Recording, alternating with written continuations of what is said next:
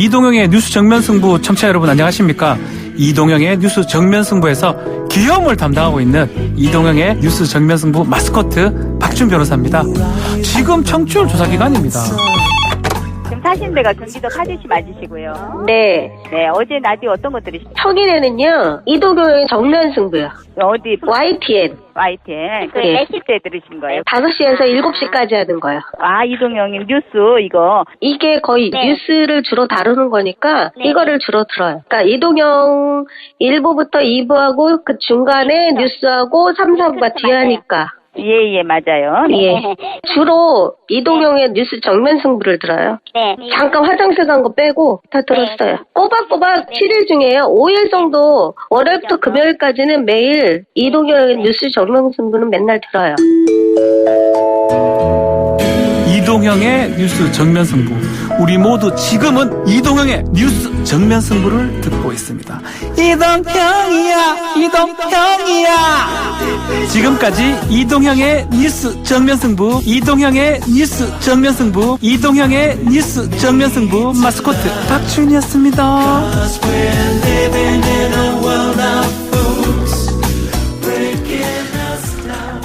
이동형 뉴스 정면 승부 4부 시작합니다. 오늘 4부에서는 부동산 이야기 한번 해보도록 하겠습니다.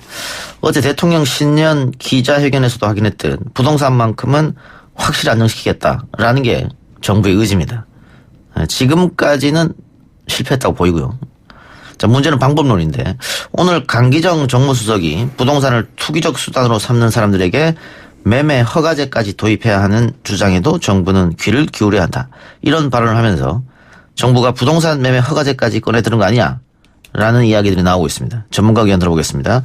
토지 플러스 자유연구소 남기엽 소장 나왔습니다. 어서 오십시오. 네, 안녕하세요. 부동산 거래 허가제 뭡니까? 네, 말 그대로 예. 자유거래가 아니라 허가거래. 부동산 거래할 때 정부의 허가를 득해라. 이런 거죠. 그 당장 그렇게 되면 사회재산 침해 아니냐, 뭐 헌법소원 하겠다, 뭐 사회주의냐 이렇게 나올 것 같은데요, 반발이? 그렇죠. 뭐 자유거래를 일단은 이제 그 허가거래로 바꾸는 거니까 이거는 시장경제 원리에 일단 안 맞죠. 그러니까 어제 대통령이 굉장히 부동산에 대해서 단호한 의지를 피력을 했죠. 예. 그리고 추가 대책 아주 계속 내놓겠다라고 예. 얘기하니까 강기정 정무수석이 그것도 예. 이제 정무수석이 그리고 또 김현미 장관도 또 같은 비슷한 얘기를 했더라고요. 김현미 장관은 한다고 하면 난리가 날 거다. 네. 예, 뭐 하여튼, 근데 저는 뭐 투기가 문제인데 투기를 잡을 수 있는 다른 수단이 있는데 왜 이런, 말도 안 되는 제가 보기에는 좀 이상한 얘기를 했을까 좀 의아스럽습니다. 그 부동산 거래가 전국에서 엄청나게 벌어질 텐데 누가 다 그거를 보고 허가하고 관리하고 할 수가 있죠? 그렇죠. 그러니까 뭐 행정 과잉이 되고 그다음에 기준을 세워야 되는데 어떤 기준으로 할 거냐 이것도 문제고. 그러니까 사실 뭐 2채 이상 집을 갖고 있는 사람은 더 이상 사면 안 된다. 그러니까 2채 이상 집을 두 채 이상의 집을 가진 사람이 또 살려고 하는 거는 이유가 있는 거잖아요. 예. 이익이 되는 건데 이익이 안 되도록 제도를 만들 생각을 해야지. 다른 방법이 충분히 있다. 예, 사람을 때려잡는 방법은 이거는 좋은 방법이 아니거든요. 다 좋은 방법이 아니라고 하고 치고요. 네네. 만일 시작한다면은 부동산 가격은 잡힙니까? 어떻게 보세요? 저는 전망을. 뭐 글쎄요. 다른 방법이 편법이 동원되지 않을까요? 그러니까 이익이 있기 때문에 이익이 있으면 사람이 다른 방법을 동원하지 않을까요? 예. 혹시 부동산 허가제를 하는 국가가 있습니까? 저는 뭐 듣지는 못했어요. 예. 뭐 북한에서는 하겠네요. 거기는 뭐 거래 제한이 일상적으로 일어나니까. 예. 이게 그런데 글쎄요. 당장 위헌 논란이 당장 있을 것 같아요. 예. 헌법재판소로 가게 되면은 결과가 어떻게 날지 예. 제가 봐도 격동한데. 그렇죠. 뭐 재산권에 대한 과도한 침해죠. 재산권이라고 하는 거는 내가 그 소유해서 뭐 보유하고 뭐 그걸 사용도 하고 또 처분도 해야 되는데 예. 처분에 대한 제한을 아주 강하게 허가를 받게 하겠다라는 거니까 예. 재산권을 제한하려면 법률에 근거해야 되는데 해당 법률이 없어요. 어허. 그러니까 국회를 통과해야 되고 사실은 산 넘어 산인데 이런 말을 한 자체가 아마 좀 강하게 하겠다라고 선회를 할 수 있는데 예. 좀 부적절한 발언이 아닌가 저는 그렇게 생각합니다. 우리가 이런 것까지 생각할 정도로 부동산을 잡을 생각이 있다. 예, 선회를 한다면. 네, 현실적으로 글쎄요. 될까는 싶습니다. 알겠습니다. 자, 12.16 대책. 예. 정부에서는 이 대책을 내놓고 효과가 좀 있다라고 판단하는 것 같습니다. 예, 실질적으로 더 이상 집값이 오르진 않았죠. 예, 그렇죠. 뭐 그 대책 전에 보면은 막 오르다가 상승률이 둔화되고 계속 떨어지고 있어요. 예. 그러니까 효과는 지금 발휘하고 있는 거고 정부가 지금까지 세 보면 뭐 18개의 대책을 내놨다고 예. 하는데 큰 대책은 3개거든요. 예. 하나는 17년 8월 2일 날 8.2 대책, 그다음에 18년 9.13 대책, 19년에 12.16 대책이에요. 근데 이제 그 대책을 내놨을 때마다 사실은 시장은 좀 안정이 됐어요. 그러다 네. 다시 뛰었잖아요. 그렇죠. 예. 방심하면 안 되죠. 예. 예. 제 기억으로는 18년 그 9.13. 1분기, 2분기쯤에 상당히 집값이 폭등했고. 그렇죠. 그래서 9.13 대책이 나왔고. 예. 그래서 조금 잠잠하다가 19년 들어서면서 다시 폭등. 폭등했죠. 아. 예. 그래서 어떻게 예상하십니까? 이번에도 시장이 조금 잠잠해지다가 다시 뛸 거라고 보십니까? 저는 문재인 대통령 어제 그 말씀을 하시는 걸 보면 좀 더 의지가 단호해 보였어요. 예전에는 좀 인식이 띄엄띄엄하다라는 느낌이었거든요.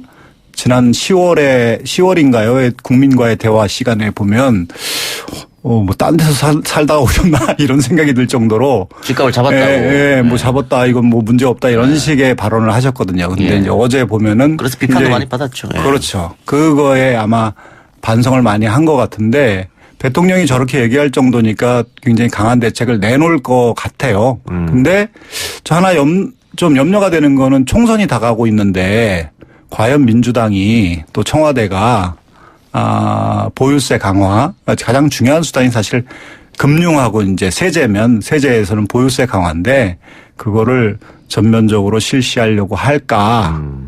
그런 재산가들에 대한 저항, 저 선거는 이제 다가오고 있는데, 예. 뭐 이런 좀 염려가 있어요. 그러니까 이게 왜 그러냐면 사실 이 문재인 정부가 집권한 이후에 가장 시장에서 촉각을 곤두세웠던 정책은 뭐냐면 보유세를 강화할 거냐라는 거였거든요. 예. 근데 18년 9.13 대책까지 보유세 강화에 대한 의지가 굉장히 바약했는데 그거는 그 6월인가요? 지방선거가 있었어요. 예. 그때까지 계속 미룬 거예요. 선거가 있으면 부담스러우니까. 그래서 지금 4월 15일 날 선거임에도 불구하고 부동산 개혁에 강력한 의지를 보일지 그게 전 관전 포인트라고 생각해요. 예. 보유세를 올리고 거래세를 낮추는 방안도 생각해 볼 수 있다고 대통령이 얘기했는데 예. 보유세를 올리고 거래세를 낮추면은 집값 안정에 도움은 될까요? 되죠. 예, 보유에 대한 부담. 그러니까 보유세라고 하는 게 그냥 세금이 아니라 부동산을 불필요한데도 계속 매입하는 이유가 이제 다른 것보다 기대 수익률이 높아서 그렇거든요. 어쨌든 오를 거니까. 그렇죠. 예. 예, 매매 차익이나 아직 보유하고 있을 때는 임대소득이 생기지. 이런 다 종합해 보면 다른 데 투자하는 것보다 증권을 사놓는 것보단 부동산 사는 게 훨씬 기대 수익률이 높다라고 하는 건데 보유세라고 하는 것이 매매 차익을 줄이고 임대소득도 줄여요. 예. 그러니까 그거를 이제 강화하는 게 가장 중요하죠. 그러니까 여러 채 갖고 있는 사람들은 매물을 내놓을 것이다. 그렇죠. 그래서 예. 공급이 많아지면 집값은 떨어지겠죠. 예. 그렇죠. 그러니까 새로 지어서만 공급이 아니라 기존에 과다하게 보유하고 있는 사람들이 보유에 대한 부담을 느낀 사람이 내놓는 거죠. 예. 시장에 출회가 되면 당연히 근데 가격은 선거가 떨어지겠죠. 있기 때문에 총선 전에 보유세 올리기는 쉽지 않을 것이다. 예, 그래서 금융만 계속 틀어지지 않을까. 그냥 예상은 그런데요. 믿어보고는 싶습니다. 예. 그 또 보유세를 여기서 올리면은 지금도 보수 언론을 중심으로 세금 폭탄이다 이렇게 쓰고 있지 않습니까? 예. 더 그렇게 할 텐데 예. 실질적으로 보유세 대상되는 그 사람들은 그렇게 많지는 않잖아요. 종부세 대상자는 그렇게 많지는 않고 예. 3% 정도 내외일 겁니다. 근데 이제 전체 모든 부동산을 소유한 사람은 다 재산세를 내죠. 예. 예. 근데 이제 보유 부담이 낮은 거죠. 우리나라의 보유세 실효세율이라고 부르는데 실제적으로 부담하는 세율이 시가의 0.15%예요. 작년도를 예. 보면. 근데 OECD 평균은 0.31. 그러니까 반도 안 되는 겁니다, 우리가. 그러니까 사실 참여정부가 아니라 문재인 정부는 OECD 평균으로 가겠다. 우리가 배로 높이겠다라고 예. 하는 로드맵을 제시하고 하면 저는 큰 무리가 없다. 아무리 뭐 폭탄이라고 해도 아니 미국은 보유세 실효세율이 1%가 넘어요. 예. 그렇게 미국을 좋아하는데 스탠다드도 1%가 넘는데 예. 우리가 현재가 얼마라고요? 0.15%. 0.15면 2018년. 10억짜리 집이면 얼마나 되는 겁니까? 10억짜리 집은 한 500에서 1000 사이 낼 겁니다. 이게 누진제로 돼 있어 갖고. 예. 그러니까 바로 0.15 바로 곱해서 나온 게 아니라. 그런 건 아니고. 예. 누진제로 돼 있습니다. 예. 그러니까 이게 서민들을 세금을 많이 내게 하는 정책이다. 그거는 아니다는 말씀이죠. 예. 어쨌든 자산가들은 반발할 테고. 그렇죠. 예. 예. 그러니까 10억짜리는 500만 원이 채 안 됩니다. 지금 생각해 보니까. 예. 500에서 1000이 아니라. 예. 예. 그 서민들 같은 경우에는 아니 10억짜리 집에 살면서 그 돈을 못 내나? 이렇게 생각할 수 있을 것 같아요. 예. 그러니까 보유에 대한 부담 능력이 있는 사람이 주택을 소유하는 게 맞거든요. 예. 비싼 집을 소유한 사람은 많이 내고 소유하고 그 혜택을 누리는 거고 그렇지 않은 사람은 적게 내는 거고. 근데 그게 너무 이런 상이 아직 자리 잡지 못한 예. 거죠. 예. 거래세는 뭡니까? 거래세는 취득세라고 부르는데요. 예. 취득할 때 세금을 내는데 거래세가 우리나라는 다른 나라보다 좀 무거워요. 사실은 스탠다드는 대통령께서 말씀하신 것처럼 보유세는 무겁게 거래에 제한 두는 건 별로 안 좋습니다. 초반에 우리가 거래를 허가하겠다. 이거는 예. 별로 안 좋은 것처럼 안 좋은 게 아니라 하지 말아야 될 것처럼. 집을 내가 사면서 왜 세금을 많이 내야 되느냐. 그렇죠. 이런 의문이 있을 수 예. 있으니까. 그러니까 불필요한 사람은 빨리 팔게 필요한 사람은 빨리 취득하게 해줘야 되는데 그래야지 거래가 활발하게 일어나잖아요. 예. 근데 이제 거래에 제한을 많이 둔 거죠. 예. 근데 거래세는 지금 광역 단위의 세원이에요. 그러니까 지자체. 지자체. 아하. 네, 중앙정부의 세원이 아닙니다. 그러니까 또- 그걸 좀 복잡한 방정식이 있어요. 예. 그래서 그걸 건들기는 쉽지도 않다. 예, 지금은 쉽지 않습니다. 어. 일단은 보유세를 강화하고 그러면서 여력을 봐서 거래세를 낮추면 낮춘 만큼 또 보전을 해줘야 돼요. 정부는. 보유세에서 걷어들인 돈 보전해주면 되잖아요. 맞습니다. 그렇게 해도 됩니다. 예. 아까 보유세는 우리가 OECD 평균에 못 미친다. 예, 절반 정도죠. 절반밖에 안 된다 그랬는데. 예. 그러면 취득세, 그러니까 거래세는 거래세는 상대적으로 높습니다. 예. 평균보다 높아요? 예, 높아요. 그럼 이건 손 만질 필요가 있겠네요. 예. 예. 장기적으로는 그렇게 가야죠. 근데 당장은 이제 보유세 강화부터 예. 가야 된다. 자, 근데 거래세, 취득세만 있는 건 아니잖아요. 양도소득세. 양도세는 거래세가 아니고요. 거래세가 아닙니까, 그건? 소득세죠. 어. 양도 차액이 발생해야 내잖아요. 예. 그러니까 거래를 하면 무조건 내는 게 아니라 취득을 하면 무조건 내는 거잖아요. 취득세는. 예. 근데 양도소득세는 양도 차액이 발생해야 내는 겁니다. 예. 그러면 대통령이 얘기했던 거래세에는 세는 아니죠. 안 들어갑니까? 예. 이거는 그냥 냅두고. 그렇죠. 지금처럼. 예. 지금 이게 1가구 1주택에서 2년 이상 살았을 때는 양도 차익을 많이 봐도 세금을 안 내잖아요. 그렇죠. 그것도 내야 됩니다. 사실. 내야 됩니까? 예. 일반 소득세를 부과시켜야 돼요. 양도 차액이고 그것도 사실은 불로소득이잖아요. 불로소득이긴 하죠. 예. 다른 일반 근로소득보다 훨씬 질이 안 좋은 소득이란 말이에요. 예. 질이 안 좋은 소득에 무겁게 과세하는 거는 예. 그거는 이제 그렇게 가야 되는데 예. 지금까지는 그냥 1주택에서 나온 거는 그냥 뭐 개인이 소유할 수 있도록 그렇게 양해해 준 건데 원칙은 거기에도 과세를 해야 합니다. 이 부분까지 정부가 건들지는 않을 것 같은데? 지금 거기까지는 거기 언급은 없고요. 제가 보기에는 보유세 강화를 어떻게 할 거냐. 총선 전에 정말 할 건가. 강화하는 것도 한 번 단회적으로 하는 게 아니라 강화 로드맵을 내놓고 꾸준히 올릴 거다라고 할 건지 그게 관전 포인트 같아요. 예. 총선 이후에 전격 실시할 수도 있겠다. 그러면 뭐 총선 성적이 좋으면은 그렇게 하려고 할까요? 저는 총선 이후가 되면 더 안 하려고 그럴 것 같은데요. 그래요? 예. 정부에서 총선이 만약에 승리를 한다면은 보유세 강화를 실시하고 네. 만약에 지게 되면 못한다 이런 평가들도 많던데요. 그럴 것 같지가 않아요.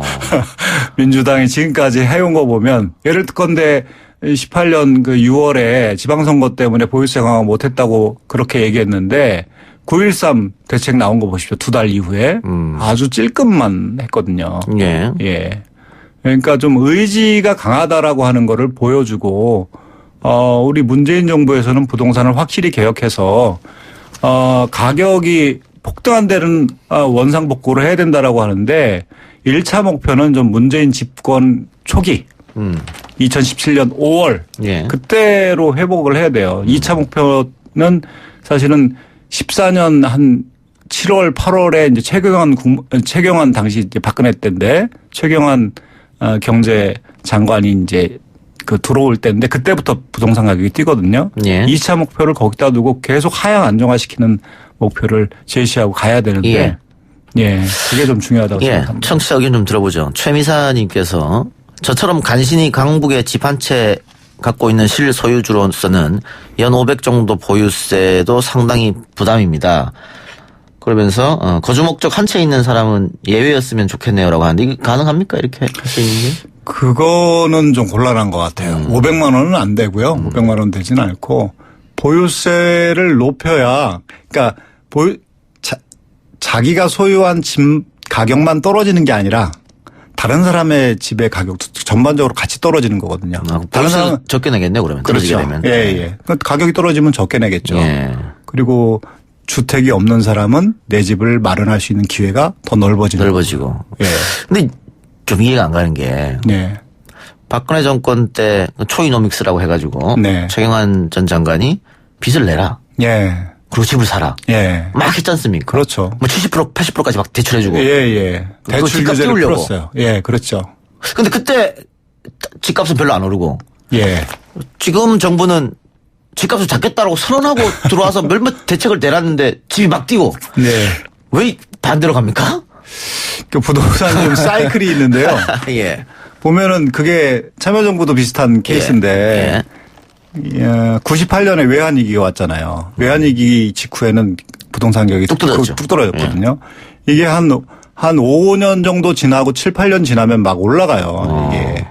그리고 참여정부가 그렇게 한 거죠. 굉장히 투기하고 전쟁을 벌이겠다라고 했는데도 불구하고 또 08년도에 미국발 금융위기가 예. 왔는데 그 이후에 이명박 정부가 아무리 띄우려고 해도 안 떴어요. 예. 박근혜 정부도 열심히 띄우려고 하다가 최경환 이후에 이제 좀 올라간 건데 예. 그 효과가 이제 문재인 정부에 나타난 거죠. 어허. 예. 그게 이제 사이클이 있는데 문재인 정부가 그것을 예측을 했다면 참여정부도 겪었으니까 네. 예측을 했다면 확실한 대책을 시장에 선포하고 우리 정부는 이리로 갈 거다라고 해야 되는데 처음 대책을 내놓은 가장 중요한 8.2 대책에서 확실한 게 나오질 않았어요. 예. 그리고 그런 지적은 전문가들이 굉장히 많이 하더라고요. 예. 처음부터 강력하게 냈어야 되는데 너무 나이브했다 정부가. 그렇죠. 그때 지지율도 높았고 예. 그리고 또 어이없는 거는 17년 12월 달에 뭘 내놓냐면 민간 임대주택을 하게 되면 민간 임대주택 사업자로 등록하게 되면 세제 혜택을 엄청 주겠다라고 예. 한 거거든요. 그 세제 혜택 주는 거는 사실 박근혜 정부 때 시작한 건데 문재인 정부 때는 세제 혜택을 더 많이 주고 대출도 더 많이 해주겠다고 한 거거든요. 예. 그러니까 8.2 대책에서는 그래도 불로소득을 좀 환수하겠다라고 하면서 한 몇 달 있다가는 구멍을 확 터준 거예요. 그러니까 18년도 초에 지금 말씀하신 것처럼 엄청나게 막 올랐었죠. 그리고 18년 9월 13일 날은 아주 뭐 대출 규제를 세게 했고 예. 보유세 강화는 찔끔했고. 네. 제갈 무훈님께서 집값을 안정시킨다는 건 결국 집값을 떨어뜨린다는 건데 네. 부동산 가격 하락이 혹시 경제 위기 빌미가 될 수 있지도 않을까요? 지금 우리나라는 그렇지는 않습니다. 금융 규제가 세고 우리 서프라임 모기지 사태 같은 경우는 집값이 1억인데 1억 2천까지 대출해 주고 그렇거든요. 근데 지금 우리나라는 뭐 40% 뭐 30% 이렇게 되니까 예. 40% 전후니까 예. 집값이 지금보다 좀 많이 떨어져도 금융위기나 뭐 이런 위기로 비화될 가능성은 예. 적습니다. 작년에 집값이 그렇게 엄청 뛸 때 네. 주식은 하락했단 말이죠. 네네. 그러니까 주식 투자한 사람은 손해보고 그렇죠. 부동산에 돈 넣은 사람들은 돈을 예. 벌고 예. 이건 잘못된 거 아닙니까? 그렇죠. 사실은 금융시장으로 많이 좀 가야 되고. 그래 우리 경기도 좋아질 테고 그렇죠. 기업도 좋아질 텐데 그렇죠. 이게 움직이지 않는 부동산에 다 돈이 몰려 있으면 예. 어떻게 경기가 좋아지겠느냐. 그렇죠. 부동산을 통해서 돈을 벌었다는 건 누군가가 돈을 잃었다는 거예요. 거기서 소득의 재분배가 일어나요. 역재분배. 예. 예. 그러니까 소득주도 성장, 최저임금 아무리 올려도 부동산 가격에서 폭등해가지고 거기서 불로소득이 많이 생기면 부동산이 없는 사람의 소득이 부동산을 과다하게 갖고 있는 사람에게로 옮겨간 거예요. 그러니까 불평등이 심해지죠. 네. 그런 걸 생각해 보면 부동산 가격을 안정화시켜서 거기서 나오는 불로소득을 줄이면 불평등도 굉장히 해소가 되고 하위 계층에 있는 사람들의 삶이 나아지죠, 당연히. 그리고 불로소득이 많이 생기면 노동 의욕도 상실되는 거죠. 그렇죠. 이래서 뭐해. 아파트 한 채 네. 사면 그냥 그렇죠. 내가 몇 년 일한 걸 버는데 이렇게 되는 거죠. 네. 전반적으로 국가 경제는 좋지 않다. 그렇죠. 그 개인에게는 좋아요. 개인 집값이 올라갔으니까 나라 경제는 굉장히 안 좋은 거죠. 예. 알겠습니다. 결국은 어떻습니까? 그 정부의 정책이 시장을 못 이긴다 이렇게 봐도 되나요? 그건 아니고요. 예. 정부가 확실한 대책을 내놓지를 않아서 그런 거고요. 뭐 규제로는 안 된다. 항상 하는 얘기지만 집이 부족해서 집값이 올라갔다. 이건 다 사실은 거짓말이거든요. 공급 부족이다 이거는 아니란 말씀이죠? 아닙니다. 네. 예. 왜 그렇죠? 그러면 한 사람이 여러 채를 갖고 있기 때문에 이런 문제가 터지는 겁니까? 공급은 충분하다는 겁니까? 그렇죠. 서울에는? 예. 한 사람이 그 2008년부터 18년 동안 한 10년 동안 보면 상위 1%의 주택을 많이 소유한 사람의 상위 1%가 소유한 평균 주택 수가 계속해서 올라가요. 예. 예. 상위 1%가 2008년도에는 3.5채였는데 2018년도에는 7.0채로 바뀝니다. 그러니까 신규 주택을 내놔도 그걸 누군가가 사가냐면 이미 유주택자들, 다주택자들이 매입하는 거예요. 지금 우리 주택 보급률이 어떻습니까? 100% 넘었습니까? 103%가 넘었습니다. 104% 정도 될 겁니다. 주택 보급률이 104%를 넘었는데 네. 주위에 집 있다는 사람은 저는 잘 못 봤는데 그 집은 다 누가 갖고 있어요. 지금 우리 밖에 스태프들 하나 둘 셋 넷 6명 앉아 있습니다. 저기 집 있는 사람 아무도 없거든요. 그러니까요. 56% 정도 가구가 이제 자기 주택을 소유하고 있다고 하는데 사실은 서울은 50%가 채 안 될 겁니다. 예. 그러니까 다주택 가지고 있는 사람들이 집을 내놓도록 해야 되고 그리고 저소득층이 살 수 있는 공공임대주택을 확충하고 이런 방향으로 가야 되는데 지금은 좀 확실하게 하지 못한 그러면 어떻습니까? 우리 청취자분들이 궁금한 게 네. 지금 집을 사야 되나요 말아야 되나요? 이렇게 제일 궁금할 것 같아요. 네. 저 같은 경우는 2년 전에 집을 팔고 지금 월세를 살고 있는데 계속 집을 살려고 마음 먹었습니다만 계속 뛰는 바람에 예. 지금은 못 사겠다. 예. 지금은 살 수가 없잖아요. 예. 그러고 있거든요. 예. 저 같은 분들도 좀 계실 것 같아서. 예. 그건 정부 정책에 따라서 만약에 예. 문재인 정부가 이렇게 부동산 개혁의 의지를 강하게 피력한 정책을 예. 내놓는다면 좀 기다리는 게 맞겠죠. 예. 지금이 최고점이다. 네. 근데 문재인 정부가 정말 가격을 하향 안정화시킬 의지가 있고 정책을 내놓는다면 그러면 보유세 말고 또 다른 정책이 있을까요? 집값을 잡기 위한? 금리를 올리는 건데요. 예. 예, 사실은 금리에 대한 부담, 금융 부담과 세제 부담이 있는 건데 그건 한꺼번에 또 여러 가지 문제가 생기겠네요. 다른 영향이 있는데 사실 금리도 좀 올려도 된다고 저는 생각하는데 하여튼 그거는 또 논란이 있으니까. 근데 모든 사람이 학자들도 심지어 이 부동산 투기를 왜 잡느냐 이렇게 얘기하는 사람들도 보유세를 강화하는 거는 좋은 방향이다라고 얘기하거든요. 그거는 좌나 우나 진보나 보수나 다 동의하는 겁니다. 예. 보유세 알겠습니다. 강화가 핵심일 수 있다. 예, 핵심이다라고 하는 예. 거죠. 마지막으로 하고 싶은 말씀 하시기 바랍니다. 예, 2020년이 됐는데 그동안에 저는 이제 문재인 정부 대통령의 부동산에 대한 인식이 굉장히 이제 희미했는데 예. 어제 발언한 걸 보고 저는 굉장히 좀 희망을 가졌어요. 그래서 2020년이 부동산 개혁의 원년이 되고 그리고 서울의 집값이 문재인 정부가 집권하던 초기로 다시 돌아가는 그런 시작점이 됐으면 좋겠다. 이런 바람을 가져봅니다. 알겠습니다. 오늘 말씀 고맙습니다. 네, 고맙습니다. 예, 지금까지 토지플러스 자유연구소 남기업 소장이었습니다.